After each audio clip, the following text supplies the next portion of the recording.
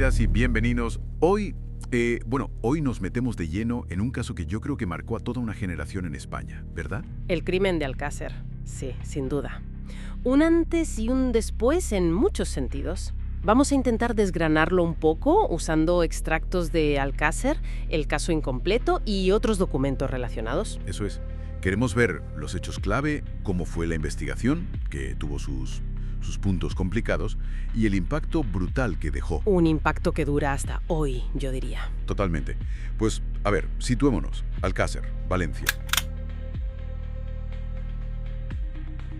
Es viernes 13 de noviembre de 1992.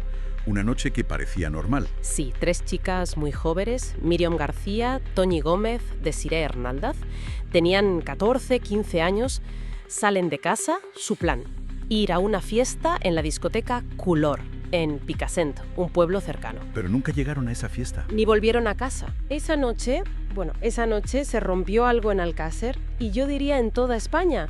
Empezó una pesadilla que, fíjate, más de 30 años después, pues sigue aquí, con muchas preguntas abiertas. La primera parte de esa pesadilla fue que perdieron el autobús que iba a Picassent. Exacto. Y decidieron hacer autostop. Que, ojo, en aquella época pues no era tan raro como nos puede parecer ahora. Claro, era una mentalidad, supongo. Y entonces se para un coche, un Opel Corsa blanco. Sí. Y dentro iban 2 hombres, Miguel Ricard y Antonio Anglés. Ese coche, desde luego, no las llevó a la fiesta. Pasan las horas, llega la medianoche, la 1 de la madrugada, las chicas no aparecen. Las familias, claro, empiezan a angustiarse muchísimo. Normal. Fernando García, el padre de Míriam, va a la Guardia Civil sobre la 1 y pico de la madrugada. ¿Y qué le dicen? Porque lo que ha trascendido es que la respuesta inicial fue, un poco fría, ¿no? Sí, bastante desalentadora, según cuentan las crónicas. Y él mismo, algo así como, seguro que se han escapado, una minimización del asunto que, era tristemente habitual entonces con menores desaparecidos. Impensable hoy en día, afortunadamente.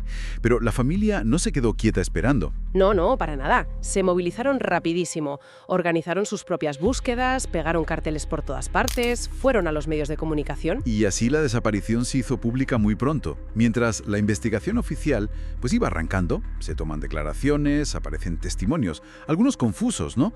Hablaban de un coche blanco, de gritos en un descampado. Sí, pistas un poco dispersas al principio. La angustia, claro, iba creciendo día a día. Imagínate la situación. Terrible. Y entonces llega el día, el 27 de enero de 1993, 75 días después de la desaparición. 75 días. Y el horror se confirma. En un paraje bastante apartado, conocido como La Romana, 2 apicultores encuentran algo, una fosa. Una fosa muy rudimentaria, ¿verdad? Tapada con una alfombra vieja. Exacto, y dentro estaban los cuerpos de Míriam, Toñi y Desiré. El shock tuvo que ser brutal. Para los que las encontraron, para las familias, para todo el país. España se paralizó. Completamente. Los cuerpos estaban, en posición fetal, había signos de descomposición, lógicamente, pero el frío de la zona había ayudado a conservarlos relativamente. Y la escena ya revelaba parte del horror, ¿no? Restos de cinta aislante, las ropas desgarradas. Sí, y encontraron también una mochila escolar, dentro un calendario marcado en el 13 de noviembre, el día que desaparecieron. Pone los pelos de punta. Y luego vinieron las autopsias, dirigidas por forenses conocidos como Frontela, ¿no?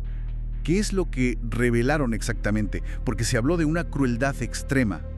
Extrema es quedarse corta, yo creo. Los informes de Frontela y Pérez Abad que constan en el sumario son demoledores. Confirmaron que las chicas estuvieron retenidas horas, quizá días. Horas o días, sí. Sufrieron abusos sexuales múltiples, torturas, palizas salvajes, un sadismo muy difícil de asimilar. Los detalles son terribles. A Míriam le dispararon en la cabeza, a Desiré le mutilaron un pecho, Toñi tenía fracturas que indicaban que intentó defenderse. Es inimaginable. La conmoción fue total. Recuerdo las imágenes del funeral, multitudinario. España entera estaba de luto. Fue como si se perdiera la inocencia de golpe. Sí, y la confianza. Surgieron 1000 preguntas. ¿Quién pudo hacer algo así? ¿Por qué? ¿Cómo es posible que pasara? Y la investigación, ahora sí, se intensifica a tope. ¿Cuáles fueron las pistas clave que llevaron a los sospechosos? Porque se les identificó relativamente rápido para hallar los cuerpos, ¿no? Sí, la clave estaba allí mismo, en la fosa de la Romana. Los investigadores de la Guardia Civil recogieron varias pruebas muy importantes. ¿Como cuáles? Pues mira, encontraron una muela que no era de ninguna de las chicas. También un volante de coche, de esos que se robaban para arrancarlos. La funda de una pistola. Y algo decisivo, la etiqueta de la alfombra que cubría la fosa. La etiqueta de la alfombra. Y no solo eso, encontraron un volante médico, un parte de la Seguridad Social, a nombre de Enrique Anglés Martins, que era hermano de Antonio Anglés. Ahí estaba la conexión. Claro. Todos estos indicios apuntaban ya muy directamente a dos personas. Miguel Ricard Tárrega, que tenía entonces 23 años, toxicómano con antecedentes, y Antonio Anglés Martins, también con antecedentes por delitos violentos, incluyendo un secuestro anterior. Y detienen a Ricard esa misma madrugada, ¿no? La del 27 de enero, cuando se encuentran los cuerpos. Sí, lo localizan y lo detienen. Al principio, niega tener nada que ver. Lo niega todo. Pero luego cambia de versión. Luego cambia, sí. Acaba confesando, bueno, parcialmente. Da una versión en la que él es casi un testigo, que estaba allí pero muerto de miedo. Y que el autor principal de todo fue Anglés. Una versión que, según la investigación y el juicio posterior, tenía muchas inconsistencias, ¿verdad? Muchas lagunas. Exacto, y esas inconsistencias fueron muy analizadas. Mientras Ricard estaba declarando esto, la policía va a buscar a Anglés a su casa. Pero Anglés ya no está. Ya no está, se ha fugado. En su casa, sin embargo, encuentran más pruebas que lo relacionan, incluyendo restos que coinciden con la famosa alforma de la Romana. Y ahí empieza la gran fuga de Anglés. Una caza al hombre tremenda, a nivel nacional e internacional. Se reconstruye su huida. Sabemos que pasó por pisos francos, que robó un coche, que llegó hasta Lisboa en Portugal, con la intención de embarcar y salir de Europa, ¿no? Eso parece. La pista más sólida lo sitúa como polizón en un barco mercante, el City of Plymouth. ¿Pero lo descubren a bordo? Sí, lo descubren. Y según la versión oficial y el testimonio de la tripulación, saltó por la borda en medio del Atlántico Norte, cerca de las costas de Irlanda. Ni nunca se encontró su cuerpo. Nunca. Y aquí empieza otro de los grandes misterios del caso. ¿Murió Anglés ahogado en el Atlántico o consiguió escapar de alguna manera y sigue vivo en algún lugar? Se convirtió en el fugitivo más buscado de España y técnicamente lo sigue siendo.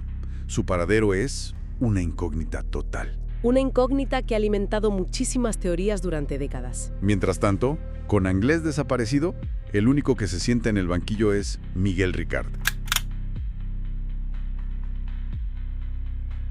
El juicio empieza en mayo de 1997. Y fue un juicio, bueno, absolutamente mediático. Nunca se había visto algo así en España.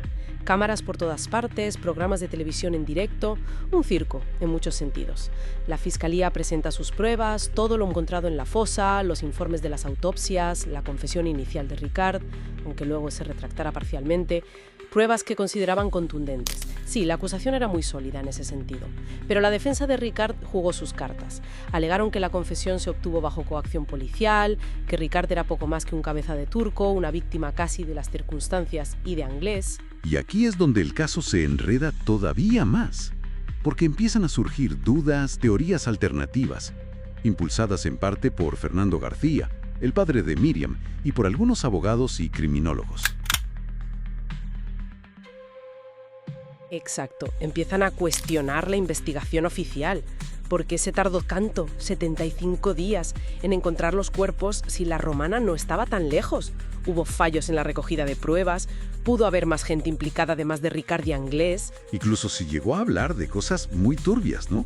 De redes de gente poderosa, de fiestas macabras, hasta de vídeos snuff. Sí, se habló de todo eso. Hay que decir que esas teorías más extremas sobre redes organizadas y vídeos snuff nunca tuvieron una base probatoria sólida, nunca se demostraron judicialmente, pero generaron muchísimo ruido. Y ese ruido encontró un altavoz enorme en algunos medios de comunicación de la época. Muchísimo. Programas como Esta noche cruzamos Cruzamos el Mississippi, de Pepe Navarro, le dieron una cobertura extensísima, entrevistando a los padres, a criminólogos con teorías alternativas. A menudo se cruzaron líneas éticas, se mezcló el dolor real de las familias con especulaciones muy sensacionalistas. Sí, fue un momento muy polémico para el periodismo español. La sociedad se dividió entre los que creían la versión oficial y los que pensaban que había algo más oscuro detrás. Tanto fue así que hasta se creó una comisión parlamentaria en las Cortes Valencianas para investigar posibles irregularidades en la investigación policial y judicial. ¿Y qué concluyó esa comisión? Pues la verdad es que no arrojó conclusiones claras sobre fallos graves o encubrimientos. Señaló algunos aspectos mejorables, pero no avaló las teorías de la conspiración. Volviendo al juicio, el 30 de septiembre de 1997 llega la sentencia para Miguel Ricart. Sí, se le condena a 170 años de prisión por los 3 delitos de secuestro, violación y asesinato. Una condena muy elevada. Pero no cumple los 170 años, ni mucho menos. No, por la legislación penal que había en España en ese momento, el máximo de cumplimiento efectivo rondaba los 30 años. Y además, posteriormente, se derogó la llamada doctrina Parot, que era una interpretación que hizo el Tribunal Supremo para alargar la estancia en prisión de terroristas y criminales muy peligrosos, recalculando cómo se aplicaban los beneficios penitenciarios. Eso es. Al derogarse esa doctrina por el Tribunal Europeo de Derechos Humanos, se recalculó la condena de Ricart y salió de prisión en noviembre de 2013. Después de cumplir unos 20 años de cárcel. Su liberación causó una indignación enorme, claro. Mucha indignación y mucho debate social sobre las penas, sobre la reinserción. Reabrió muchas heridas. Y mientras Ricart salía a la calle, Anglès seguía y sigue desaparecido. Desaparecido. La orden de búsqueda y captura internacional sigue activa. Técnicamente, sus delitos no prescribirán hasta dentro de unos años, pero sigue siendo un fantasma. Así que el caso Alcácer queda como una herida abierta, marcada por una brutalidad terrible, por la figura de ese fugitivo eterno, por todo el circo mediático que se montó y por esas preguntas que para mucha gente siguen sin respuesta. Absolutamente. Fue más que un crimen. Fue un trauma nacional, como decías al principio. Marcó un punto de inflexión en cómo los medios trataban los sucesos. Impulsó algunos cambios legales para proteger a menores. Pero sobre todo, dejó un legado de dolor imborrable. Tenemos una condena judicial, la de Ricart. Pero esa sombra de Anglès, las dudas que se sembraron, aunque muchas fueran infundadas, mantienen esa sensación de que la historia no está del todo cerrada, ¿no? En la memoria colectiva al menos. Sí, dejó lecciones importantes sobre el sistema judicial, sobre el papel de los medios, sobre cómo reacciona una sociedad ante el horror. Lecciones dolorosas, desde luego. Y quizá la reflexión final que nos dejan las fuentes y todo lo que rodea este caso es esa, ¿no? La figura de Anglès evaporada y esas grietas en la narrativa oficial que algunos siguen señalando. ¿Son solo el eco de un trauma colectivo que los medios amplificaron hasta el infinito? ¿O son de verdad un indicio, por pequeño que sea, de que la verdad judicial que conocemos, la condena de Ricart, quizá no abarca toda la complejidad, toda la oscuridad de lo que realmente pasó en la Romana aquella noche de noviembre? Es una pregunta que, me temo, sigue flotando en el aire después de tantos años y quizá nunca tenga una respuesta definitiva.